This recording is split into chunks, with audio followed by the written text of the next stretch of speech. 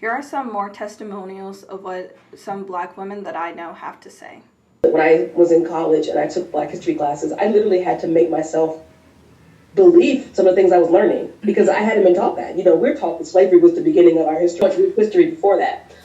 So yeah, I think we have to put it upon ourselves to learn it, but we also have to push our educators too, and our educational system to make sure that we're being included in the story. Because particularly, I think in Iowa and other places like it, where we are considered the minority, it's easy to teach to who you see.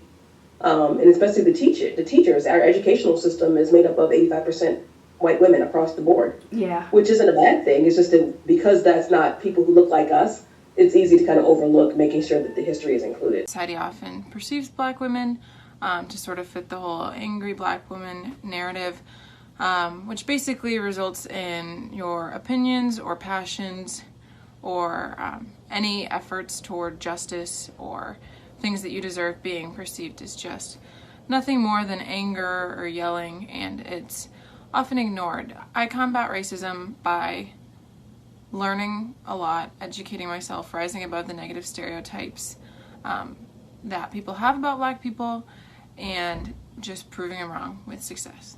I think people underestimate the value in being able to see people who look like you. And it's important for the white kids to see Black people in leadership positions too, so that they're not caught off guard when they leave their bubble of where they grew up, if they do. I had an opportunity to speak with a police officer who I've known for several years. She's retired now, but we talked about this very thing about the media, and she talked about how she would send a report to the media with, you know, basic things that she would do the same way whether that was African American, victim, suspect, or white or whatever. But the media would change the verbiage to make the headline based on someone's color, particularly if they were of color, or not talk about their race if they weren't of color.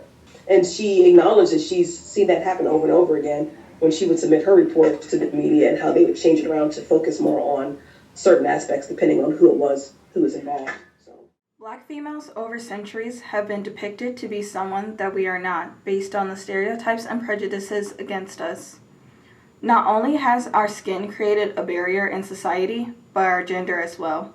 According to Black Women, the Double Minority by Hassani Pettiford in 2012, he states Black women have always taken a back seat to both race and gender, which have made them invisible in many respects.